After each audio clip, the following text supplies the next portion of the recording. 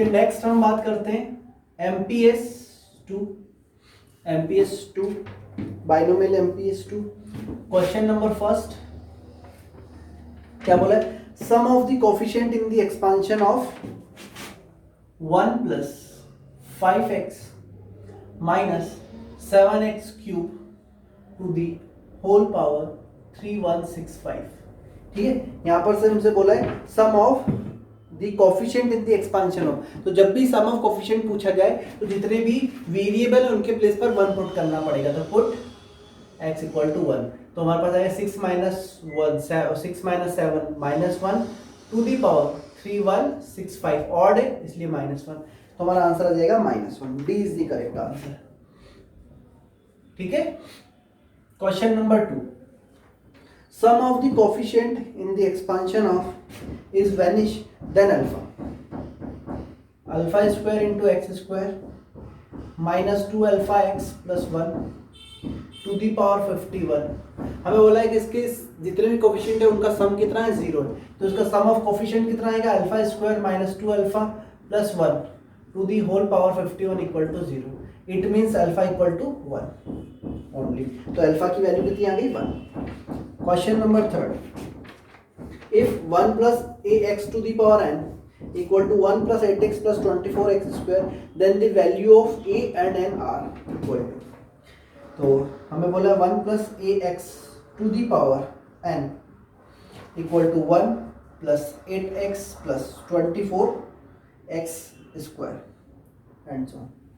ठीक है, तो इसका एक्सपांशन क्या होगा उसकी बात करें, 1 plus ax to the power n का एक्सपांशन करेंगे तो nc0 plus nc1x ax plus nc2 ax whole square and so on. तो ये तो कितना हो गया, nc0 तो 1 हो गया, तो ये तो 1 1 इक्वल हो गया। यहाँ से x का कोफिशिएंट और यहाँ से x का कोफिशिएंट इक्वल होना चाहिए, तो यहाँ से x का कोफिशिएंट 8 है और यहाँ से x का कोफिशिएंट कितना है, n इंटू है, एंड यहाँ से एक्स स्क्वायर का कोफिशिएंट 24, यहाँ से एक्स स्क्वायर का कोफिशिएंट कितना है, n into n minus 1 divide by 2 factorial into a square. ठीक है, यहाँ से n या a की वैल्यू उठा के यहाँ पुट कर दो। ठीक है, तो सॉरी यहाँ से हमने n की वैल्यू निकाल ली, कितनी आ गई हमारे, सॉरी a की वैल्यू निकाल ली, कितनी आ गई, 8/n, तो हमारे पास आ गया 24 equal to n into n minus 1 into 8/n whole square, क्योंकि एक प्लेस पर पुट कर दिया, डिवाइड बाय 2। ओके, तो ये हो गया 64, 32, तो 24/32 इक्वल टू n से n cancel, n minus 1/n, तो 24n equal to 32n minus 32, तो 32 इक्वल टू 24 माइनस हुआ तो कितना बचेगा, 8n, तो n इक्वल टू हमारे पास आ जाएगा 4, और n की वैल्यू 4 यहाँ पुट कर दो तो a की वैल्यू कितनी आ जाएगी, 2, तो a equal to 2 and n equal to 4, तो a एंड n बोला है तो 2 और 4, डी ऑप्शन इज करेक्ट। ठीक है, तो हमारे पास यहाँ पर आएगा थर्ड का D. Okay, question number 4, question number 4 में क्या बोला है, if coefficient of x to the power p in the expansion of x स्क्वायर plus 1/x to the power 2n, sorry x to the power p occurs in the expansion of this, its coefficient is, x to the power p का coefficient निकालना है। ठीक है, किसके expansion में, x स्क्वायर plus 1/x to the power 2n के expansion में, किसका निकालना है, x to the power p। तो हम मान लेते हैं कि वो जो कोफिशिएंट है वो क्या है, tr प्लस 1th टर्म है, तो वहां से हमारे पास आंसर जाएगा 2ncr x square to the power 2n minus r into 1/x to the power r। ठीक है, तो यहां से हमारे पास आ जाएगा 2ncr x to the power 4n minus 2r into x to the power minus r, तो 2ncr into x to the power 4n minus 3r, ये किसके इक्वल होना चाहिए, p के, तो 4n minus 3r equal to p, तो r की value कितनी आ गई हमारे पास, 4n minus p divided by 3, ये हमारा आंसर आ गया। ठीक है, तो ये वापस पुट कर देते हैं, तो t r प्लस 1 जो भी होगा वो कितना होगा 2nc 4n minus p divided by 3 into x to the power p, इसको सॉल्व कर p आएगा, तो 2nc 4n minus p divide by 3। A option is correct, तो फोर्थ का कितना आंसर आ रहा है ए। ओके, तो यहाँ पर आंसर आ जाएगा A. Question number 5, if the coefficient of second, third and fourth term in the expansion of 1 plus x to the power 2n are in AP, then क्या बोला है, second third and fourth term, ठीक है, तो 1 plus x to the power 2n के expansion में हमें second term निकालनी, तो सेकेंड टर्म हो जाएगी 2nc1, फिर थर्ड हो जाएगी 2nc2 और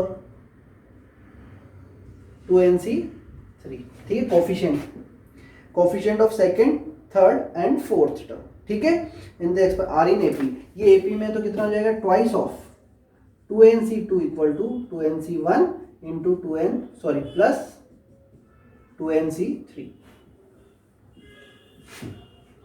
इसको सॉल्व किया तो 2 into 2n into 2n minus 1 divided by 2 plus sorry equal to 2n plus 2nc3 है, तो 2n minus 1 into 2n minus 2 divided by 3 into 2 6।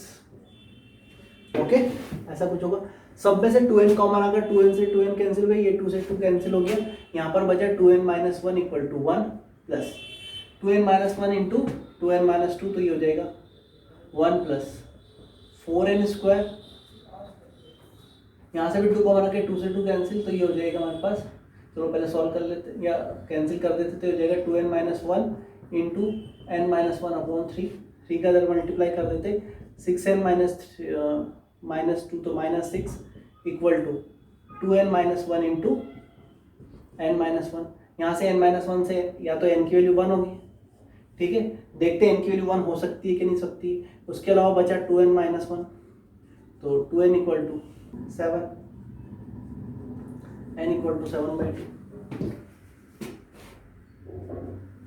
Okay, तो यहाँ से एक √1 आ गया, एक 7/2 आ गया, ठीक है, वैसे तो अगर n की वैल्यू 7/2 की बात करें तो हो सकती है, क्योंकि यहाँ पर नेचुरल नंबर होना चाहिए, तो 2n की वैल्यू 7 भी हो सकती है, 1 अगर यहाँ पर पुट करते हैं n की वैल्यू तो 2n की वैल्यू 2 आ जाएगी, तो यहाँ पर 0 1 और 2 3 टर्म्स आ जाएगी, 3 टर्म्स आना चाहिए, है ना, पर सॉरी थर्ड टर्म तक आना चाहिए, तो थर्ड टर्म कब आएगी जब यहाँ पे 3 हो, तो यहाँ पर n की वैल्यू तो नहीं चलेगी, ठीक है, n की वैल्यू 1 पॉसिबल नहीं है, 1 रिजेक्ट हो गई, क्योंकि यहाँ पर अगर 1 पुट करूंगा तो 2c3 आ जाएगा, जो कि पॉसिबल नहीं है, ठीक है। अब हम देंगे ऑप्शन, अच्छा ऑप्शन में तो क्वाड्रेटिक इक्वेशन दे दी, क्वाड्रेटिक इक्वेशन कौन से सेटिस्फाई कर रही हो, हमारा आंसर है, तो ए ऑप्शन में 7/2, ए से ऑप्शन ए से जो आंसर आएगा n की वैल्यू 1 और n की वैल्यू क्या आएगी 7/2, तो 7/2 आंसर है, 1 भले ही नहीं हो पर क्वाड्रेटिक इक्वेशन तो यही सेटिस्फाई होगी, इसलिए ए आंसर हो जाएगा।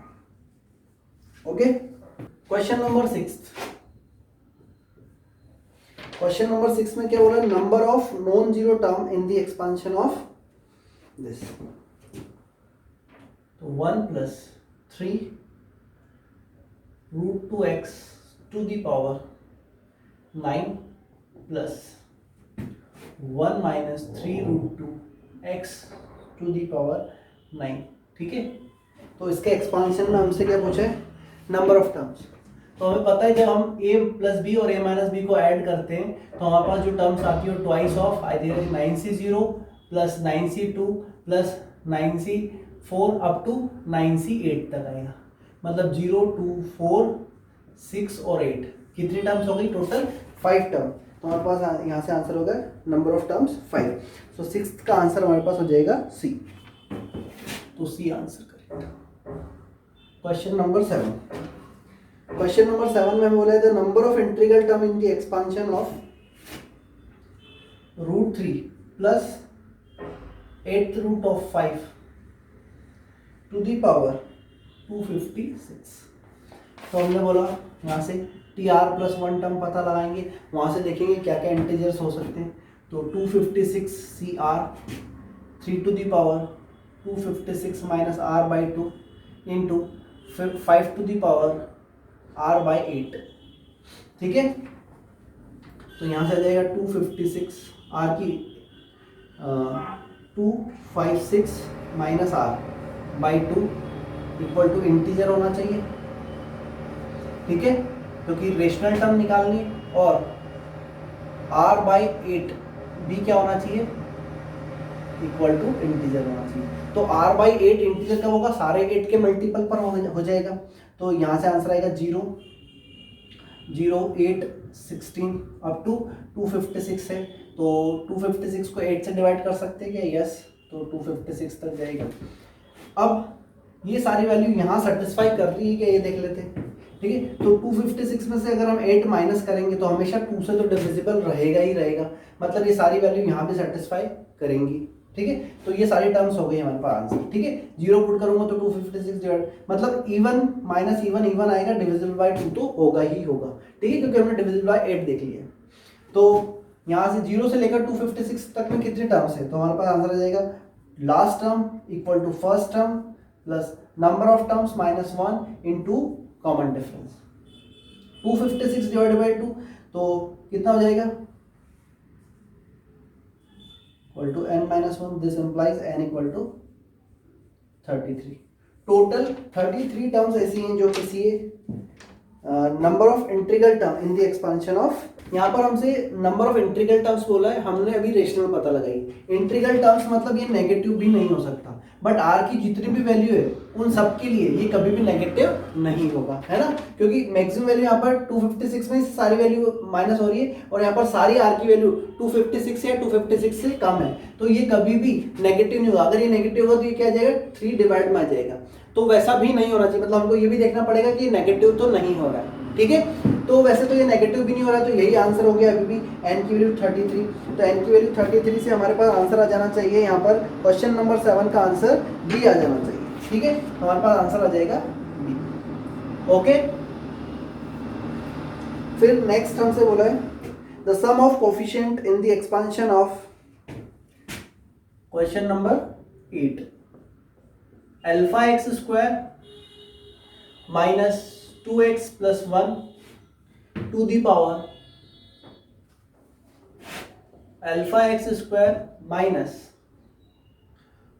2x plus 1 to the power 35 is equal to sum of coefficient in the expansion of x minus alpha y to the power 35। ठीक है, हमें बोला है कि इसके सारे कोफिशिएंट का सम, इसके सारे कोफिशिएंट के सम के इक्वल आ रहा है ना, sum of the coefficient in the expansion of equal to sum of coefficient in the expansion of this. तो सारे वेरिएबल के प्लेस पर 1 पुट कर दो, तो यहाँ पे अल्फा माइनस 2 प्लस 1 तो कितना हो जाएगा, alpha minus 1 to the power 35 equal to, यहाँ पर भी पुट कर दे तो 1 minus alpha to the power 35, minus sign common आ जाएगा, तो alpha minus 1 to the power twice of alpha minus 1 to the power 35 equal to 0। तो अल्फा की वैल्यू कितनी आ गई, 1 आ गई, देन अल्फा इक्वल टू 1, तो option C is the correct answer. ठीक है, question number 9, sum of rational term in the expansion of √2 plus 3 to the power 1/5 to the power 10। ठीक है, क्या देखना है हमें, सिर्फ हमें नंबर ऑफ रेशनल टर्म पता लगा, sorry sum of rational term पता लगाना है। तो रेशनल टर्म देखना है कौन कौन सी, और उन सबका क्या करना है, हमें सम भी करना है। तो यहाँ से वापस से हमने ले लिया T R plus 1 10 C R 2 to the power 10 minus R divided by 2 into 3 to the power R by 5। तो हम बोल रहे 10 माइनस आर डिवाइड बाई 2 क्या होना चाहिए, इंटीजर होना चाहिए, और आर बाय 5 भी क्या होना चाहिए, इंटीजर। तो यहाँ पर r जो भी हो क्या 5 का मल्टीपल होना चाहिए, तो r की वैल्यू 0 हो सकती है, 5 हो सकती है और 10 हो सकती है, 10 से ज़्यादा तो हो नहीं सकती क्योंकि n की वैल्यू ही 10। 0 यहाँ पर पुट करेंगे तो 10 माइनस 0 डिवाइड बाई 2 ये इंटीजर आ जाएगा, तो 0 चलेगी यहाँ पर r की वैल्यू। 5 पुट करूँगा तो 10 माइनस 5 डिवाइड बाई 2 5/2 नहीं चलेगा, फिर 10 पुट करूँगा 10 माइनस 10 0 डिवाइड बाय, तो ये भी चलेगा, सॉरी 10 भी चलेगा। तो 0 और 10 टू टर्म्स कैसी हैं हमारे पास, रेशनल टर्म्स हैं, तो उनका सम भी करना है। तो एक तो 10 सी 0 इंटू 2 आर की वैल्यू 0 पुट करूंगा 5 इंटू प्लस 10c 10 पुट करूंगा तो ये 0 हो जाएगा, यहाँ पर आएगा 3 10/2 2। ठीक है, 10 से 10 की वैल्यू 1, 10 से 0 की वैल्यू 1, 2 कितना हो जाएगा 32 प्लस 9 इक्वल टू 41। तो हमारे पास आंसर हो जाएगा 41। ओके, तो 9th का आंसर कितना है B. B is the correct answer.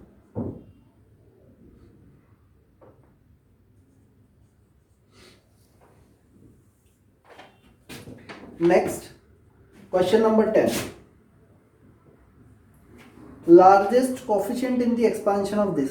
तो 1 plus x to the power 24 में अगर हम लार्जेस्ट कोफिशिएंट देखें तो हम बोलेंगे यहाँ पे सिर्फ बाइनोमियल कोफिशिएंट ही आएगा, क्योंकि x के साथ कोफिशिएंट पे और कुछ है नहीं। जैसे यहाँ पे 2 3 4 होता तो फिर हम ग्रेटेस्ट टर्म के लिए ग्रेटेस्ट टर्म के बारे में सोच रहे होते। ठीक है, बट यहाँ पे ग्रेटेस्ट कोफिशिएंट बोला है और वो जो कोफिशिएंट है वो क्या होगा, बाइनोमियल कोफिशिएंट ही होगा, क्योंकि इसके सारे कोफिशिएंट बाइनोमियल कोफिशिएंट ही आएंगे। तो हमारे पास आंसर आएगा middle binomial coefficient is the greatest binomial coefficient. Okay, तो 24C 12 हमारा आंसर हो जाएगा। Question number 11, number of term in the expansion of this which are integer. √5 plus 4th root of 11 to the power 124। हमें यहाँ पर से number of terms कौन सी देखनी, जो क्या है इंटीजर हो। ठीक है, मतलब वही पावर नेगेटिव भी नहीं होनी चाहिए। तो हमने वापस TR+1 लगाया, 124CR 5 to the power 124 minus R divided by 2 into 11 to the power R by 4।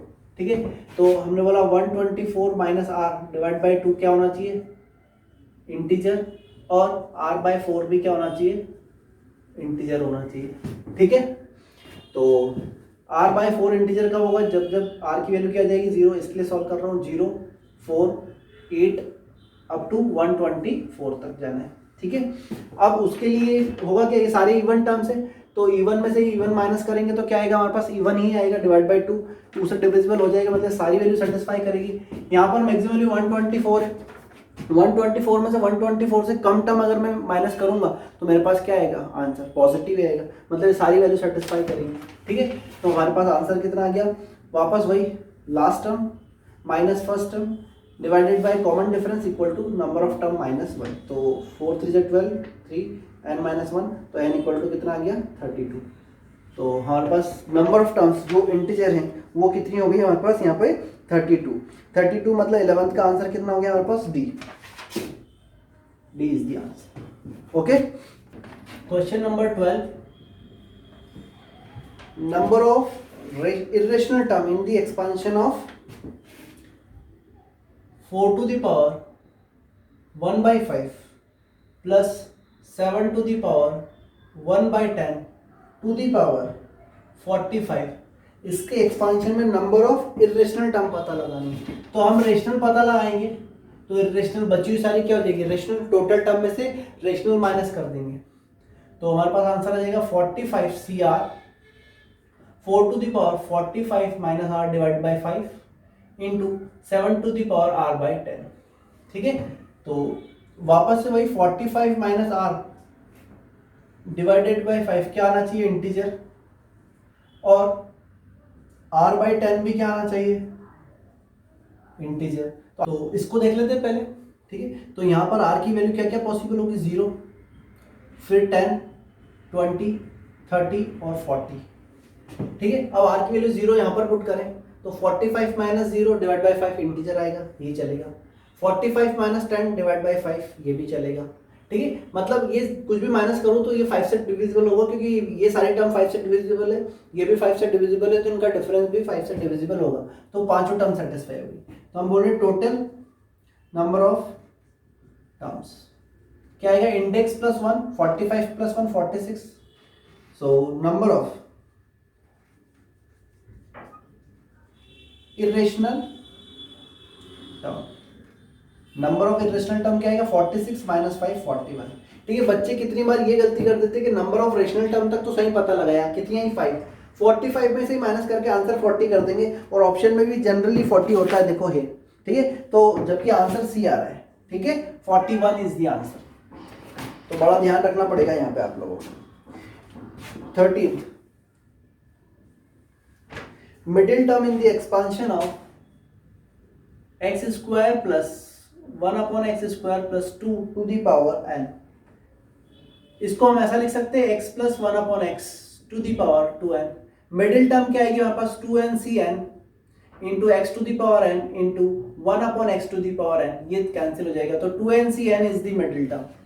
Middle term 2n/n आ जाएगी। इसका और इसको ओपन कर लेते हैं। ओपन करेंगे तो कितना आ जाएगा 2n factorial upon n factorial n factorial. तो ये कहाँ से दिख रहा है आपको? ऐसा कोई आंसर है क्या हमारे पास? 2n factorial upon n factorial into n factorial. एक तो आंसर डी दिख रहा है हमें, ठीक है, डी इज द करेक्ट, और मल्टीपल करेक्ट है तो इसलिए ऑप्शन ए और बी तो रिजेक्ट हो गए क्योंकि n/2 जैसी कोई चीज नहीं आ रही है। ऑप्शन सी को जरूर चेक किया जा सकता है, तो इसको हम ऐसा लिख लें, क्या आ रहा है 135 2n minus 1 into odd number आ रहे हैं तो इसको ऐसा लिख लेते हैं 2n minus 1 2n minus 2 up to 5 4 3 2 1 divided by n factorial into n factorial. देखो 2n माइनस 1 फिर 2n माइनस 4, कुछ आधी टर्म इवन होगी, टोटल टर्म 2n है तो आधी टर्म क्या होगी इवन, जैसे 2 4 6 2n माइनस 2 और 2n, और आधी टर्म क्या होगी ऑड, तो ऑड टर्म अलग कर दी मैंने। कितनी आएगी 1 into 3 into 5 into up to 2n minus 1 तक, यहाँ तक है ना, इसके पहले 2n माइनस 3 आएगा, ये ऑड टर्म अलग कर दी। बाकी जितनी भी टर्म इवन बची उसमें सब में से 2 कॉमन ले लिया, तो यहाँ से 2 कॉमन लिए तो यहाँ n बचा, यहाँ से 2 कॉमन लिए तो यहाँ n माइनस 1 बचा, फिर उसके बाद लेंगे तो n माइनस 2, यहाँ से 4 में से लिया तो अप टू 2 और 2 में से लिया तो 1। कितनी टर्म्स थी? n टर्म्स थी, सबसे 2 2 लिया तो 2 टू द पावर n बाहर हो गया, divided by n factorial into n factorial. ये क्या बन रहा है देखो 1 into 2 into 3 up to n तक, n फैक्टोरियल से n फैक्टोरियल कैंसिल, तो 1 into 3 into 5 up to 2n minus 1 into 2 to the power n upon n factorial. तो ये भी आंसर हो सकता है, तो सी आंसर बी हमारा कैसा है? करेक्ट है। ओके, क्वेश्चन नंबर 14 में क्या बोला है? The greatest coefficient in the expansion of 1 plus 1/x to the power 2n। Middle binomial coefficient is the greatest binomial coefficient, तो हमारा आंसर वापस से ए हो जाएगा और बी हो जाएगा, ठीक है। इस 14 क्वेश्चन मतलब सॉल्यूशन एज इट इज यही है, ए और बी बोथ आर करेक्ट, ठीक है। तो 14 के लिए ए बी आंसर है एंड 13 के लिए सी डी आंसर है, ठीक है। Hope this is clear.